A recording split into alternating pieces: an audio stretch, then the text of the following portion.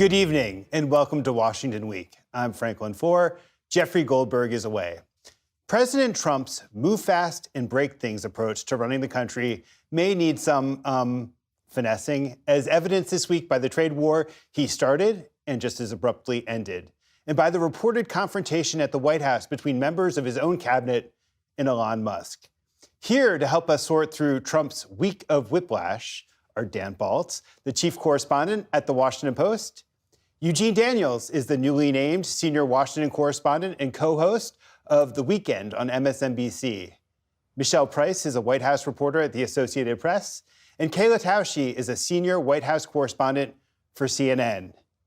So, Kayla, the big narrative of the first bit of the Trump administration, I think, has been the unimpeded power of Elon Musk. And this time, for the first time, we have some evidence that there was this confrontation in the cabinet room between Musk and other members of the cabinet. Take us into the room. What happened? Well, this had been something that was brewing for quite a long time. When Elon Musk and his Doge team went to shutter USAID, or as Elon said, feed it into the wood chipper, it really angered Secretary of State Marco Rubio, who was supposed to have purview over USAID. And conservatives had long wanted to make changes to the agency and to remake it in their image, but many of them did not believe that the way to do it was to have to build it from the ground up and to end every single contract that the agency had under its belt. So that was one of the first straws that began to break the camel's back. And then there was this heated confrontation, as reported by the New York Times. But I've learned in my own reporting that there are many cabinet officials who have been frustrated and who have been bristling at the way that Elon Musk has been operating and are taking some pleasure in the fact that he is only a special governmental employee, that he only does have 130 days to do this. And they believe that he's trying to get in there and he's trying to move fast.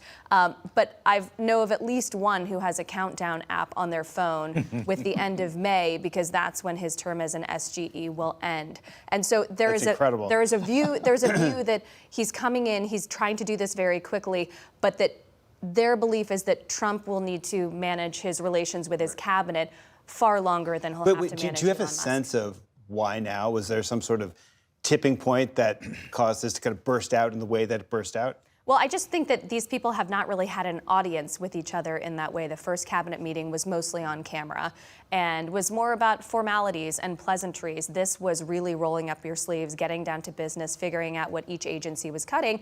And I think that there's a belief that there are going to be many unintended consequences and that many of these secretaries are going to have to find out the hard way and live with those consequences and then potentially have to undo a lot of that work.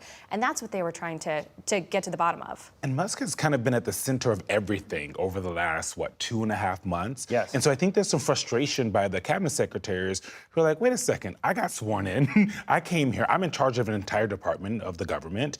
And when we're looking at that cabinet here, when they're all standing around, Elon Musk is standing in front of us taking questions from the press. Yeah. He's taking questions from the press in the Oval Office. So there's some frustration there because the questions that they have for Elon Musk is, why are you moving so fast? As you said, they wanted to do a lot of these things already. It's the speed and the chaos, and it's creating bad narratives around all of these agencies, and most importantly to these department heads, it is creating bad feelings and morale within the agencies. So according to Jonathan Swan and Maggie Haberman, who broke the story in the Times, Elon Musk responded to the confrontation this way. Elon aggressively defended himself, reminding the cabinet secretaries that he built multi-billion-dollar companies from ground up and knew something about hiring good people. Michelle, based on everything you know about the dynamics in that room, how do you think that went down? I mean, this is an attitude that's dismissive of government. These are a lot of these folks who are coming into these cabinet positions. Some of them have served, and they are taking it seriously that they have these agencies under their control. Some of them have real crises they are dealing with and are trying to take on. You know, we saw the reporting that Secretary Duffy was talking about. We've had plane crashes, and there's concerns about, do we have enough air traffic controllers?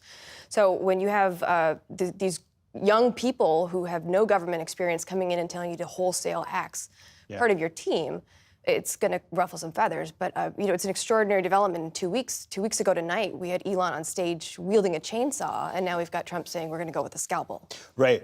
I want to read from that quote because just after that cabinet meeting Trump took to Truth Social to kind of in somewhat sanitized form address this. He wrote, "I've instructed the secretaries and leadership to work with Doge on cost-cutting measures and staffing. They can be very precise to who will remain and who will go. We say the scalpel rather than the hatchet."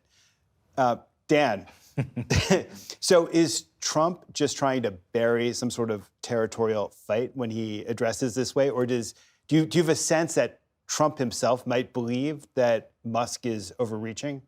I suspect he thinks that he is overreaching a bit. I mean, this isn't even a mid-course correction. This is a very early course correction. How significant it is, we'll have to wait and see. I think he has to respond to the people he recruited in to run these agencies. If they are that upset, he has to give them something. But we'll see whether it really does rein in Musk or whether Musk will continue to carry it out. I mean, Musk is a disruptor in the way that the president has wanted to be a disruptor. And has he gone very, very fast and disrupted more than I think a lot of people thought? Yes. I mean, a Republican said to me this week, that the American people did not vote for Elon Musk with a chainsaw. They voted for some measure of disruption. They think that government is too big and can be cut. They think there is waste in government. But the speed with which he's done it and kind of the recklessness with which he's done it, they've had to pull down things that they put up. They've had to, people have been fired and then hired back in certain positions. It's been sloppy in that way. And I think that for Trump, if it begins to blow back on him, he's going to push back, and that's what he did this week. Well, it also was telling about what the president said in that message was that they're going to continue to have these meetings every 2 weeks. This wasn't a one-off for him to appear before the cabinet. They want a check-in. That is some accounting that we just haven't had before. We didn't even get to hear from Elon until a few weeks in. There was no public address of what he was actually doing with Doge. Yeah, do you have any sense of how Musk, who in previous instances in his career hasn't been known to countenance dissent in a kindly sort of way. Do you have a sense of how he's responded to the outbursts against him? Well, certainly defensively. I mean, we've seen that in his own public responses to officials. I mean, he has been effectively trolling some of these secretaries and some of these government officials on his own social media platform.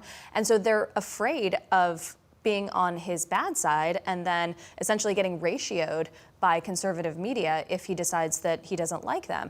So that's really been his bully pulpit, and he has been no stranger to using it. But one thing I think is really interesting is that there's accountability for these agencies, but there so far has not really been any accountability for Elon Musk. The White House has said that he would be his own cop on the beat, he would police his own conflicts.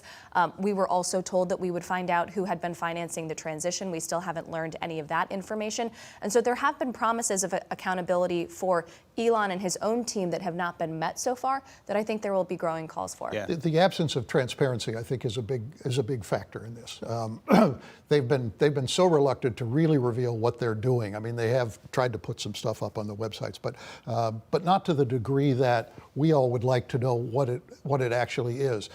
They've thrown out snippets of things, anecdotal things, but what it adds up to at this point still seems way short of kind of what they had promised that they were going to do. Fascinating, the New York Times, when they did their tally of all this, what we know based on what we can see, that it was federal employees and not contractors like Musk who've primarily been the targets of the cuts. Yeah. So, Eugene, moving forward, will it be the chainsaw or the scalpel? I think unclear. Maybe a hatchet, maybe right in the middle between the two of those. I mean, I think what we're probably going to see, Elon being defensive, he is going to probably tinker with some of this a little bit faster. And the question is whether or not Donald Trump himself is going to start getting more and more frustrated. We have said as reporters for weeks and weeks that this relationship was going to come to a head. You have two alphas, two billionaires who see themselves as the center of attention. That Time magazine cover where you had Elon Musk sitting behind the Resolute desk in the Oval Office. And then all of a sudden, Donald Trump was pulling him in and saying, making it clear, like, I'm in charge here. So that part of the relationship is going to make it to whether we see a scalpel, a hatchet, a chainsaw moving forward. Right. But we're not there yet. We're not there yet. But it seems like we're getting there faster than the White House wanted us to think, right? We kept getting pushback from the podium where they said, all of you guys think that the relationship they're going to have a breakup here. And it seems like that's happening. And it's not happening just because the two of them are having issues. It's because the cabinet secretaries are having issues. And also, and probably more importantly, Republican lawmakers have been calling the president themselves and saying, this is going too fast, it's too messy. And more importantly, the American people are starting to be really confused about what's going on.